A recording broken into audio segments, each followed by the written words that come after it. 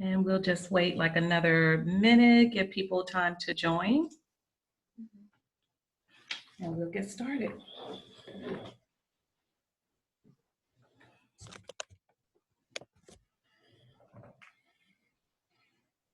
Welcome, Shalise, Robin. Thank you for joining. And we have 3 others that are watching. Please leave a comment for us so that we know that where you're calling or where you're watching us from. We'd appreciate that. Okay, we're going to go ahead and get started. I would just want to respect everyone's time. I just want to say welcome, welcome. This is Mental Health Awareness Month. And we have Catrina, and you have myself, Sherry. Hello. And we're just coming together. I noticed on Mother's Day that Catrina had posted a picture of her and her mother. And in some of our discussion, we were talking about how we both had in common that we had parents that suffered from mental illness, and growing up as a child, dealing with that and experiencing that in our childhood. And then I realized that I had an old photograph as well, with me standing with my mother. So we had a conversation, and I was like, you know what, it's Mental Health Awareness Month. We're both advocates for mental health, and we're going to talk a little bit more about why we're advocates for that in just a moment. But I asked her if she wouldn't mind, at least having one session this month, so that we can just kind of share with you all what it's like to grow up with mental health, how we dealt with it, the stigmas that surround mental health, as well as how we overcame it and how we are taking that experience and we're making a difference in other people's lives, in our own lives, so as adults. So we want to just kind of capture all of that. We're not going to hold you long. But again, so I'm just going to go ahead and jump right in. I'll just turn it over. I'm going to let Catrina introduce herself, and then I'll come back and introduce myself, and then we're going to go right into one of the first areas that we want to discuss. So go ahead, Catrina. Good evening, everyone. I thank everyone for getting on, those that watch this now and those that will watch this later. I hope that is a benefit to you. But yes, as Sherry was saying, I'm an advocate for mental health. I'm currently a college student getting my bachelor's. Oh, sorry. I already had my bachelor's, getting my master's in psychology. Got about a month left. A master's in psychological leadership coaching psychology. I chose this because of the effects of growing up with a parent who had mental illness. And the picture that you were referring to, Sherry, it's funny, I look at that picture and I don't remember it. I don't remember posing or anything in that picture. And the reason for that is because as a child, because mental illness gripped my mother so severely, I wasn't raised by her. I wasn't raised by her. I was in the foster care system for some time, staying with different family. And then finally, my last home was with my biological my biological uncle and his wife. And that was even worse. That's another story for another day. Oh my gosh. Yes. But when you talk about the stigma, my aunt and uncle that raised me, they raised my two biological brothers as well. And we were treated very different from everybody. Very, very much different from everybody. Abuse, of course, but also because of being from the lineage of someone who had mental health. Right. So dealing with all that, yes, you can just imagine how that makes you feel growing up. But I remembered my mother. I remember I had a glimpse of my mom. The day that I finally was placed into their care, from the time of 6 all the way up to the age of 18, that very day, it was just social services worker picked me up from the foster care person I was staying with and drove me there and dropped me off. But from that day all the way up until around 11, 12, I would ask, when do I see my mom? When do I see my mom? When do I see my mom? I kept asking and asking and asking and And asking. what age were you when when you started, when you were separated from your mom? I believe so. From then, I think I may have been first grade. I think I was first grade, Mm, around the age of first grade, whatever that age is now. Was a 5 7, or 6, 6, 6. Mm-hmm. 6? I think. Yeah, I think 6. Mm-hmm. First grade, and my mom used to call. She used to call me when I was at my uncle's and aunt's house, but apparently it was some type of argument that occurred between my aunt and my mother, and then I was told to my face that I would never speak to her again. Oh my goodness. Yep, I would never speak to her again, In the and first grade. mhm, Wow. Yeah, and but I kept on asking. this is I'm just gonna check this view here and make sure we have, yeah, whoever's talking. Okay, great. Well, Catrina, so if you could just tell a little bit more about yourself, just a little background, like where you're originally from and where you reside now, if it was different than the, where you grew up or the state that you grew up Mhm. So I was originally born in Washington D.C. in. Okay. and a good part of my young life was up here in Northern Virginia. Then we moved to Roanoke, Virginia. That was a good chunk of my time from elementary school to middle school, and Hmm. then moved to Chesapeake, Virginia. Then Oh, after my hometown, VA. That's right. Forgot that, you. Yeah, you lived in VA too. Oh my yep, goodness. Well, yep. I'm just going to introduce myself a little bit and just give a little background, and we're going to jump right into some of the other challenges growing up, around having parents with mental illness. My name is Sherry Crocker Burden. My maiden name is Crocker, and I grew up in Newport News, Virginia, and I now reside in Raleigh, North Carolina. And I would say that my experience, my background is basically I grew up with my grandparents, they raised me, as well as my mother. They took care of my mother as well. So the first time that I experienced mental health or noticing some changes in my mom was at age 5. So that's where my story begins with mental health. And we did live in the same household the entire time. So, and currently, I'm a health coach and just doing a lot of other creative things. And we'll talk a little bit more about that at the end.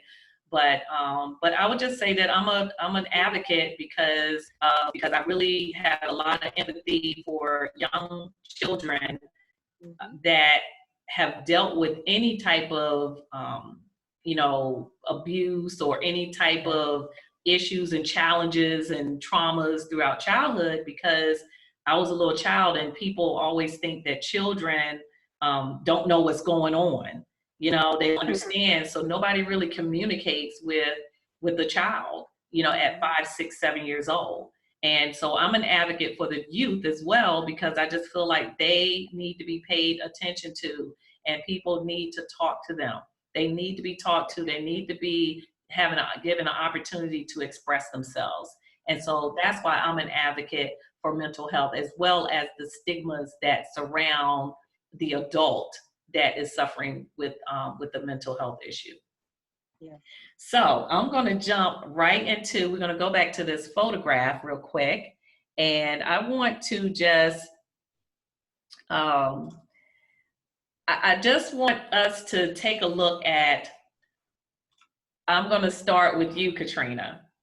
Mhm. So as I look at Catrina here in the right picture, I would like to know, maybe those that are watching now or even the replay, if you could just leave a comment as Yeah. to what do you think, when you see that little girl, what is your first thoughts? You can just give like one thing.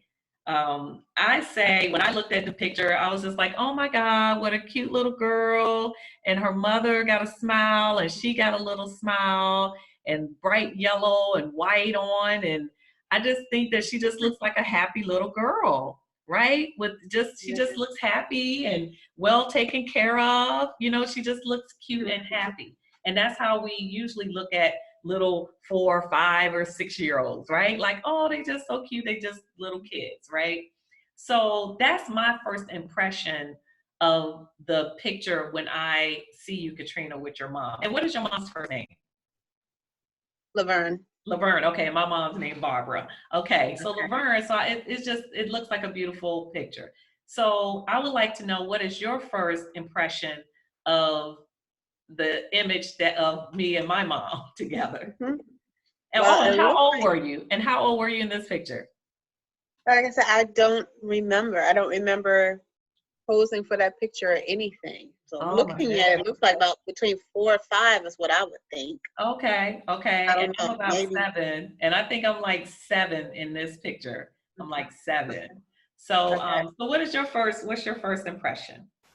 So you look like you are just having a good time, ready to pose. Your big bright smile, like you would be. To me, when I look at it, it looked like it was. You know how you see people with bloopers, and like you Uh-huh. had a blooper just being silly before you finally came up with that pose. Like, okay, we're gonna get this pose. This is the pose right here. So let's get this pose right here. And then y'all standing by your mom, and your mom is like, "Yeah, hurry up, take this picture." That's how she looks to me. Exactly, exactly. And the reason that I wanted to share these pictures with you all is because we look at these children, you don't know what we went through. Mhm. So I'm gonna go ahead and start with you, Catrina. What was really going on with you around that time, around that age, even though you don't remember that picture? But if you're around 5 years old, what was really going on in your, behind the scenes? Yeah, so my first memories are with me being in someone's home, foster care, Mm, whoever the family was. And I think that they were a family that either they had a lot of children or they were a family that kept a lot of foster children. But I remember sleeping on the couch. I remember waking up beside a fireplace. I remember the times we had Christmas. There was an incident one time where I stepped on a bee and stung my foot. It was mm, a bee that was supposed to be dead.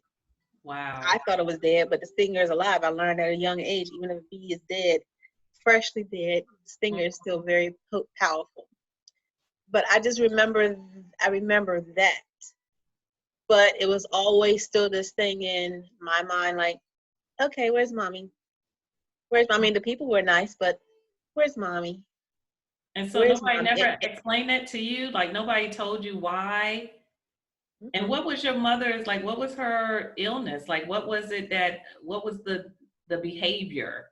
Do you recall anything, or the first time that you experienced anything with her?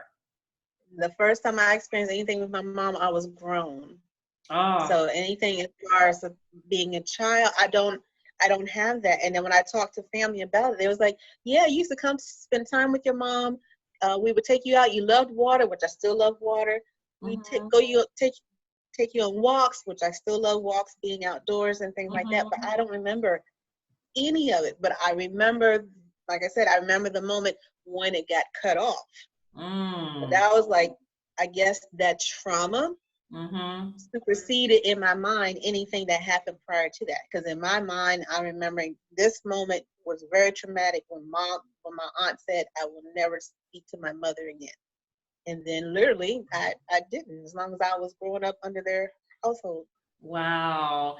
And That didn't I happen. would just say that, my story would be, when I was 5, my mom was in a serious car accident and Mm, had brain injury. And mm, just so happened the same week, my father passed away from some type of internal surgery that went wrong, right? oh, And so he wow. bled internally. So it was, and my mom was in the hospital, so they couldn't tell her that he had passed. That Wow. would have been too much trauma on her. So when they did share that with her, it was like a month after my father had already been gone. So Wow. here I am, a 5-year-old sitting at home, and nobody told me like what's going on. Like, where is my mom? Where is my dad? Like, where are these two people that I felt so much love, in their presence? I felt so much love in their presence. And I think that the first time I experienced noticing that my mom, like something was different, but of course I was only like 7 when I really noticed something was different. And because we slept together, we slept in the same bed and, you know, in the attic. So it was just us. And I would see her wake up in the middle of the night and be like, oh, your dad is calling me to the grave. And, you know, oh, don't go over this person's house and don't do this. And, you know, and I didn't know it wasn't real or anything. It just scared me. So I had a lot of fear growing up, like sleeping by myself at night and sleeping at night because these stories and things that my mom would tell me. And sometimes she wasn't there until late. She would go out and when she come back, so I'm in the bed by myself and I'm like, I have the light on. I had a little light that was hanging. It wasn't even a real light. So I kind of I remember laying a light bulb on the bed because I didn't want to go to sleep in the dark and the blanket caught on fire. Ooh. Yes. So as far as the mental health, I believe I saw it before anybody in the family, my grandparents even knew that she was dealing with it. But what it was it was depression. She didn't get any kind of help, you know, from the death of my father. And the thing that, you know, I want to share with everyone is that, you know, even as a child and even the adult, that after death of a loved one or anyone, you need to get help. You have to talk to somebody because depression will sneak in if you don't have anybody to talk to. Have you ever dealt with any type of, you know, the depression? Did you see a lot of that growing up in your experience?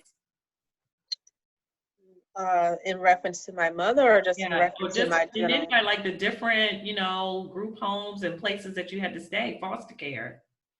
I do not remember any of that when I was in a different foster homes.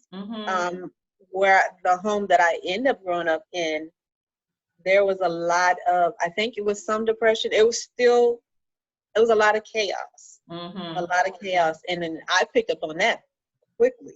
There was a lot of, I don't want to say it may be like anxiety and then anger. Which is a form of mental health. You know, it's a mental health issue. It's something that, you know, is that you need to work on because it's all dealing with the mental and some kind of chemical imbalance, right? So what I'm going to do right now, we're going to do a little test. I want to ask a couple of questions to the audience just to see, you know, how much do you know about mental health, you know, and since it's mental health awareness, we want you to be aware of some of the facts. So I'm going to just pull up, and you're not going to probably be able to see this poll, but I'm going to throw out some questions, and I would like for you to answer it. And Catrina, I would like for you to guess, and then I'll let you know what the response is. So the first one we have is, what is the total estimated cost associated with serious mental illness? So we're talking about like the schizophrenia, bipolar, depression, things that people are like aware of. What is the total estimate cost? Is it 300 billion, 40 billion, or 167 billion? What do you think? So that's in the United States, of all cases in the United States? In the United States. How much is it costing us? I'll say 300 billion. You're correct. 300 billion. The National Institute of Mental Health conservatively estimates the total cost associated with serious mental illness, those disorders that are severely debilitating and affect about 6% of the adult population, to be in excess of 300 billion per year. Okay, so another item that I wanted to go through is the second question is, what is the leading cause of disability worldwide and is a major contributor to the global burden of disease? Anxiety, schizophrenia, or depression? What do you think? And I would like for everyone to guess too. It's between anxiety and depression. You're I'll close. say depression. Yes, depression. Correct, correct.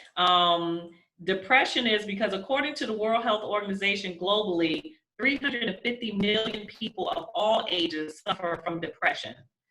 Mhm. Depression is the leading cause of disability worldwide and is a major contributor to the overall global burden of diseases. And I like to say dis-ease, right? Yes, it is. So the third question I have is what percentage of African American adults live with mental illness? Is it 12.6%, 22.4%, or 18.6%? I'll say 18 for 6, just because that's the highest, but it's more, but we don't report it.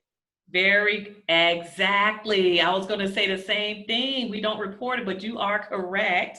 Based on 18.6% of African American adults live with a mental health condition. So it could be any of those: anxiety, depression, bipolar, any of those. Mhm. However, African Americans and Hispanic Americans use mental health services at about one half of the rate of Caucasian Americans in the past year, and Asian Americans about one third the rate. Wow. So other nationalities are using services to help them with any type of depression and things like that. But we are, we have to get rid of that stigma. And so I want to just go right into like, what is, some of the stigmas that you dealt with growing up with, having someone with mental illness. Yeah. And so before I say anything about the stigma, I do want to let everyone know also that mental illness is rampant in my family. I call it the beast. I call it the mental illness beast. Mm-hmm. So it actually had my mother, 2 uncles, and from the stories I've heard, it was my grandfather and his mother. So it's real deeply rooted in our family, and it has caused division. Mental illness it's no joke. Yeah, and how did it cause division? How did you notice it, or how did you realize that? Well, it caused division for one because I wasn't raised by my mother, Mm-hmm. and so she didn't have any legal rights or access to her children. And because of that, that's one of the things that my aunt used to keep us apart. And then there were uncles that had mental illness I had no knowledge of. I never met these people. Mm-hmm. Never, Yeah, never, and never I met think them. So. and I think with the stigma that I see that I witness is that I think people didn't want to really. They think that someone that suffers from depression or suffers from a mental illness, schizophrenia, or anything like that, is that, oh, they can't come to the cookout. They can't come to the parties because I don't want them to embarrass me.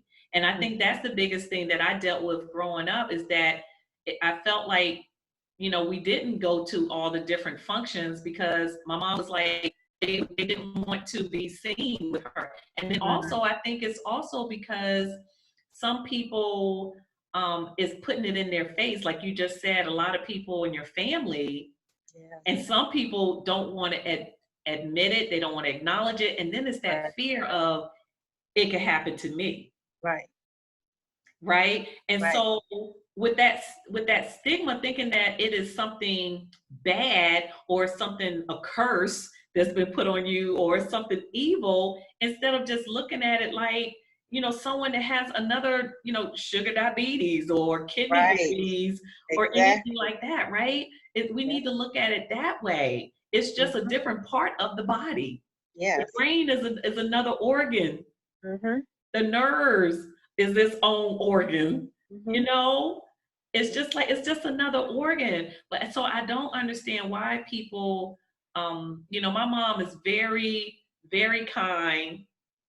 I never had any issues. I never know her to have issues with not wanting to take her medication. Like some people do have to deal with that, right? Yeah. I had to deal with that with my mother. Yes. Oh, so she didn't want to take a medication, which would cause, nobody want to be around you. And then with mental illness and mental health issues, it's just even the society, the police officers, the laws that surround it, you know, you can't do anything about it once they're a certain age, right? So your mother is Right. like, you know, it was nothing that nobody can stop her or make her take her medicine, Right.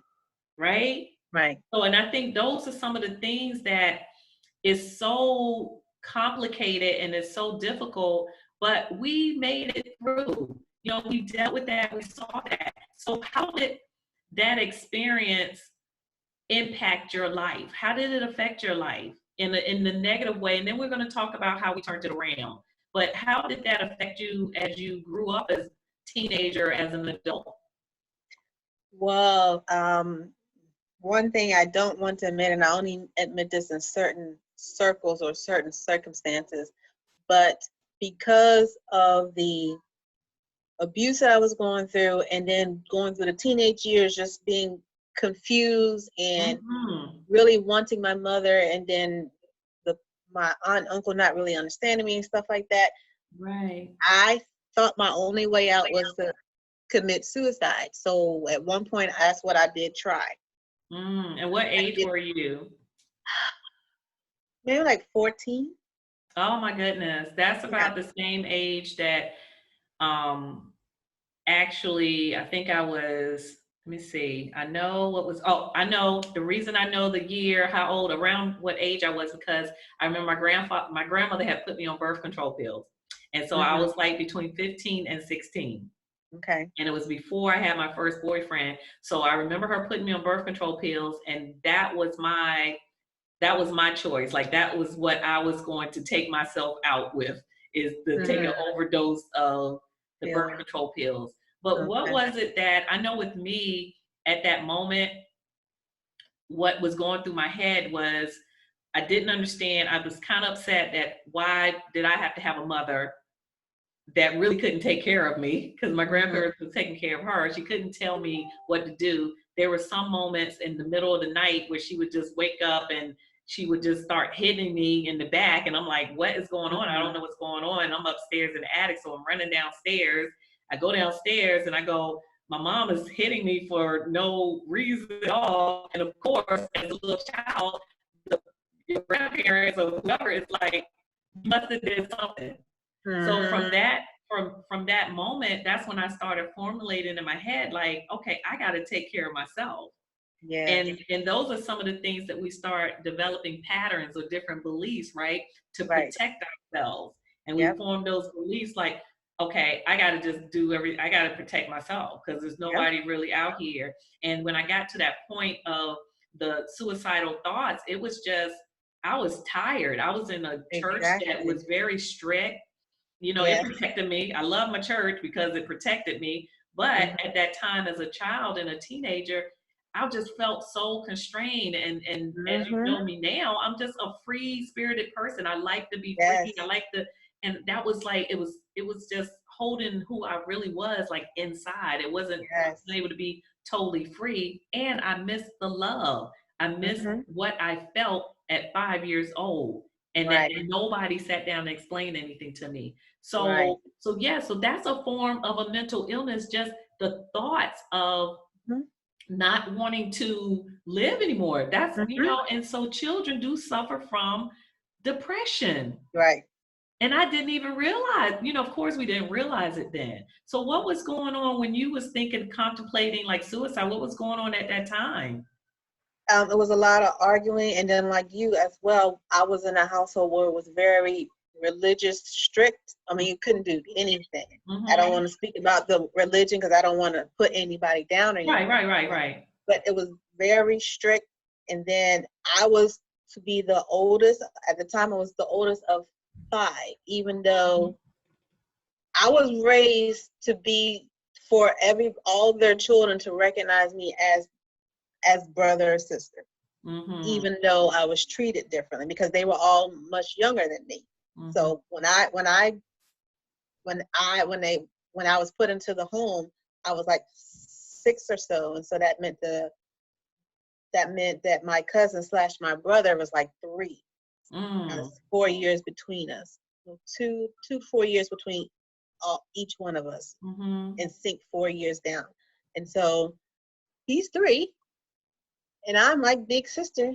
going to school and all that stuff. And so when she had other children, I'm still a big sister and things like that. So I was the oldest of 5. And so you have all these rules, all this stuff. And then remember, I'm a teenager. So I'm remembering, I'm taking all that bitterness from when I was 6, 7 years old of not being able to see my mother again. And that just carries through. Yeah, those Yeah. words, right? They stuck in your mind. You are not ever going to see her again. Right. And that carries through. And then of course being abused as well, that just makes it amplified. And so it was just a day where it was just so much. It was just so much arguing. The household was very disorderly. It was a lot of anger and bitterness in that household. And then my uncle, he's my biological uncle, so he was my mother's brother. Right. So that contributed to some of that too, because it's something that's within our family that just had to be dealt with in regards to mental illness. Where it started, why it started, I don't know. Right.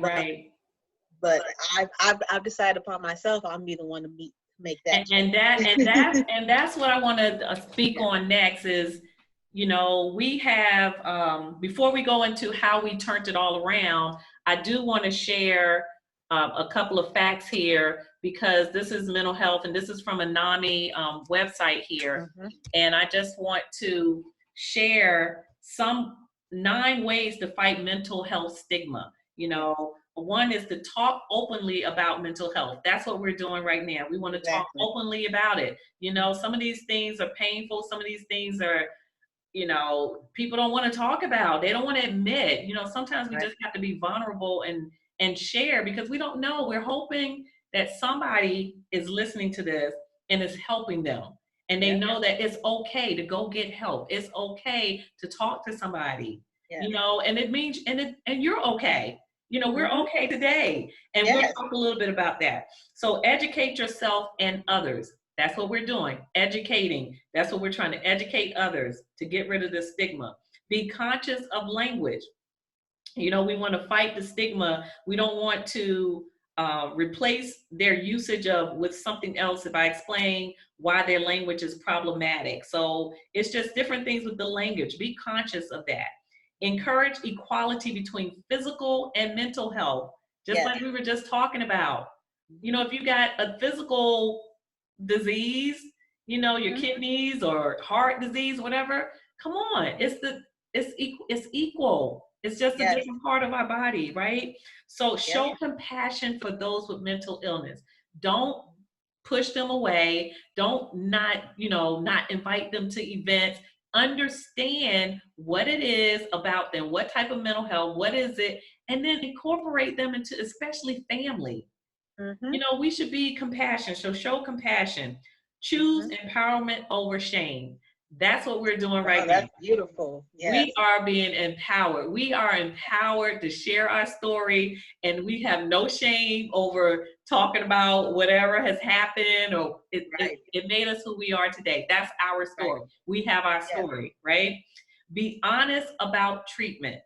So, if it's a therapist, a psychiatrist, who can people say they have an appointment with their primary care doctor?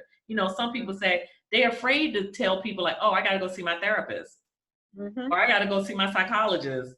Right. They're afraid. It's like, oh, but you can tell somebody like, oh, I got to go see this kind of doctor, a heart doctor. I got to go see a nerve doctor. I broke my finger. I went to the doctor. I broke my finger. Yes, I got to go get, treatment, kidney treatment. You can talk about those things, but for some reason you can't. It's okay to say, I got to go see a psychiatrist. I got to go see my psychiatrist today. I have life coach right now. I have a life coach that I've had for a year that I can talk to and work out things and try to organize things. You have to do what it is that you need to do. If you know that mental health runs in your family, and people say it's genetic, the way I look at it is though, okay, it might be genetic, but we have control over how our cells and everything grow and how we deal with things. So by me knowing that it runs in the family in different forms, I'm aware.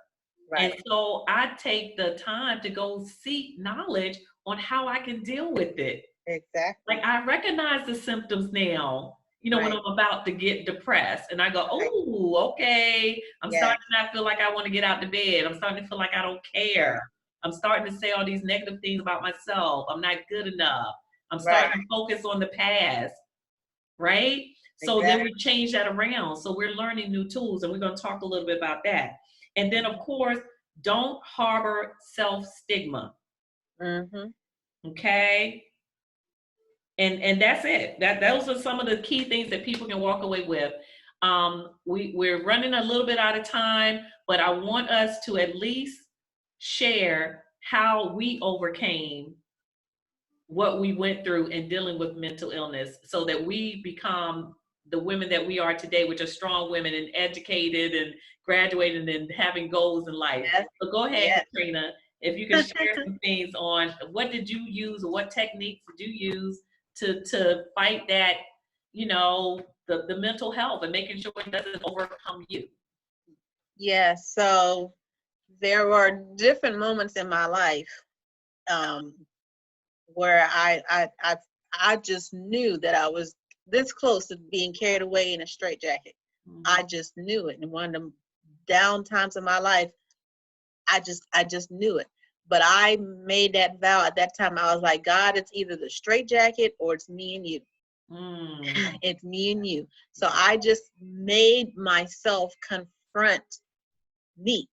And it's like Michael Jackson said, staring the man in the mirror. I was staring the woman in the mirror, literally looking at the woman in the mirror and saying everything that I didn't like about the woman in the mirror, but also saying what I want the woman in the mirror to be. It's like I just had to find this deep person within me and see. And God what already. age were you? And what age were you when that happened? Like Oh, around? this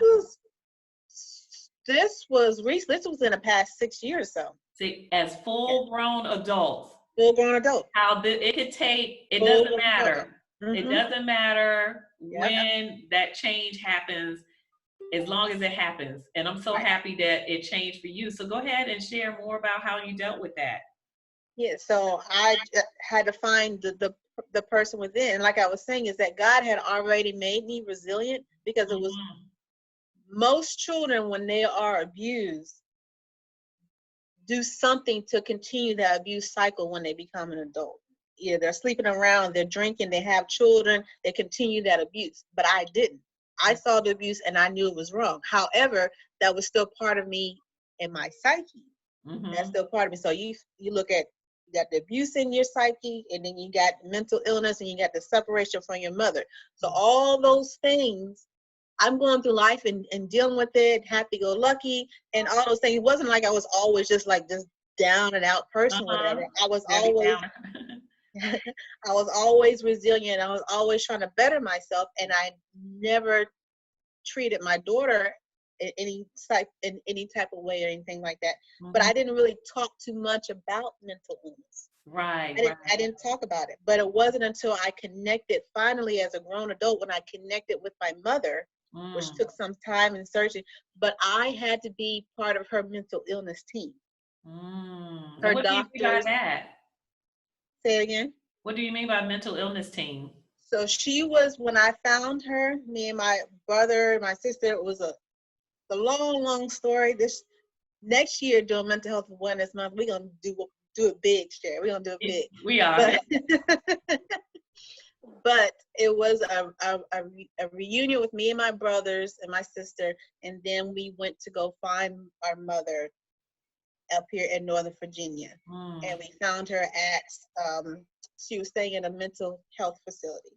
Wow. And then at that time, my aunt and uncle, not the ones who abused me, but my other aunt and uncle, they had been dealing with my mom off and on, trying to be part of her team and take care of her, take her in and stuff. But they were older and they were going through so many things. So the doctors talked to me, and then I ended up being the oh my goodness, why can't I think of the person you call when someone needs your assistance or something like that? I cannot think of that. I can't think of that legal term right now. But anytime they had meetings about her mental health, I would be on the meetings. I would be at work, be at my desk for an hour on those calls. They would talk to me about her treatment plan. I had to confront going into a mental health facility.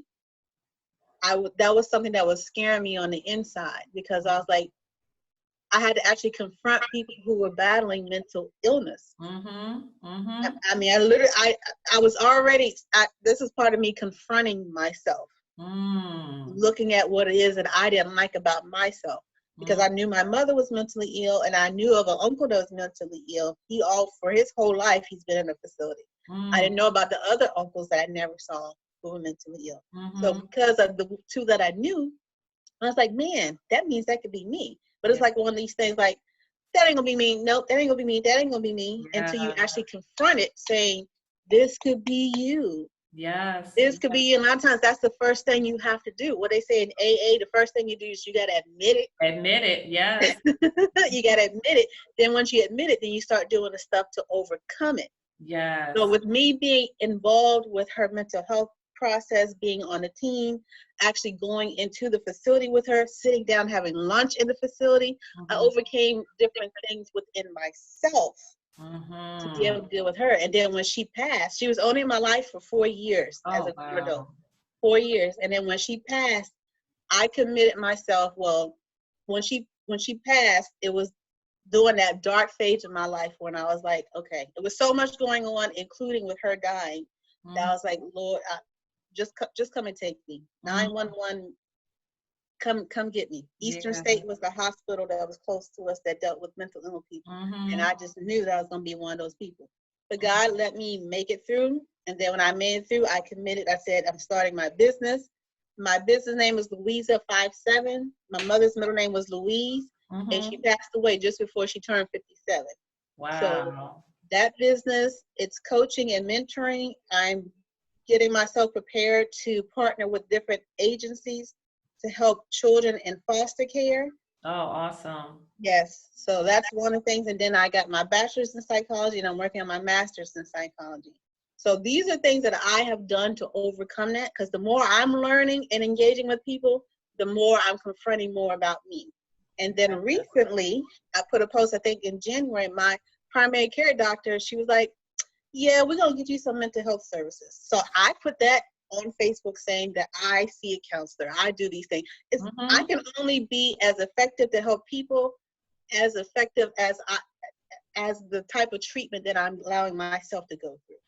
And you know, and it sounds like what you're saying, and I want to just add on to it as part of like how I've overcome and the things that I do to make sure that I keep my mental health healthy is because it is true. It could just take one little thing to trigger and then I'm gone, you know? And I noticed that, and just like you said, I think mine kind of clicked when I was going through divorce. And after that, it just really, like, I felt myself going down. Like I was just in a dark place where I was just feeling nauseous, you know, it was just that was a trigger.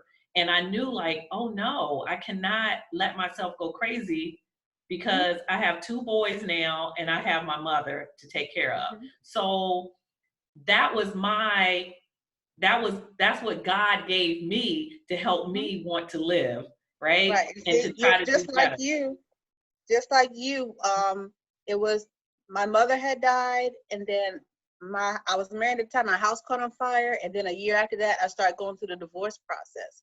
So the divorce, that's a lot to happen in 2 years. Oh yeah, That was a 2-year time span where all that happened. And then my daughter was a teenager, and she was just acting out, really, really acting out. Yeah. So with you in a divorce, and part of that was almost my mental breakdown as well. And you know, and it's like and the thing is, what we're trying to share is that, you know, these things start from childhood, like especially if you dealt with a parent that's dealing with mental health, whether you were living with the person or not, there's still an impact. There's still a stigma. It's still beliefs that a child forms in their mind that affects them throughout their life until they have to make that choice and recognize, okay, no, I'm not going to let this happen to me. So what do we need to do? Just like you did, I educated myself. I became a member of the NAMI Association, the National Association for Mental Illness. I became a part of that so I could learn more, so I could learn, you know, how society looks at it, how to work with my mother more, because I actually took care of my mom for many, many years. So I had to try to figure out, how am I going to do this without losing my mind, right? Right. And I know that, like I said, it could just take anything could trigger you, and then you're gone, right? So that was one thing. And I think also, like you said, I also can share with you is that, and understand, like going into a mental health institution, that was another big Yeah. mind opening thing, like, oh no, and just dealing with the system and seeing how it works. We made it through. We found techniques. We're not afraid to get help. We're not afraid to invest in ourselves to get that help. We're not afraid of, we find other things to keep ourselves busy, to keep ourselves, and not just busy, but doing things that we love to do, that we're passionate about, things that we feel like we're helping other people. And I think a lot of the young people who have experienced a parent that has suffered from mental illness and or abandonment, being separated from their parents, because even though I was right there with my mother, I still felt separated. Ever since her accident, it was like we still were separate, but we was in the same room, living together. So I think all of those things will help us become and be able to live the life that God has put us here and our purpose. And all of those experiences and challenges that we went through, I don't regret any of that now. We've gotten to a point in our lives that now we look back and we go, okay, it happened. We made it through. We still here today. And now we can take this experience and we can help other people and try to motivate them and inspire them and encourage people to get the help that they need. And for the loved ones of family members that deal with this, please educate yourselves on the particular illness so that you can still work with that person and love that person the way that they deserve to be loved, because they need love too. Yes, they do. Okay, even as a child, don't forget the children, as well. So in closing, thank you so much. I think this was a great conversation. If you can just share how people can contact you, and also if you can mention the new book that you are a part of. Sure. So I'll start with the book first. This is the book, Bruised but Still Beautiful. So this is a book written by, I think it's 10 of us women. The main author is CJ, but I have my chapter in here.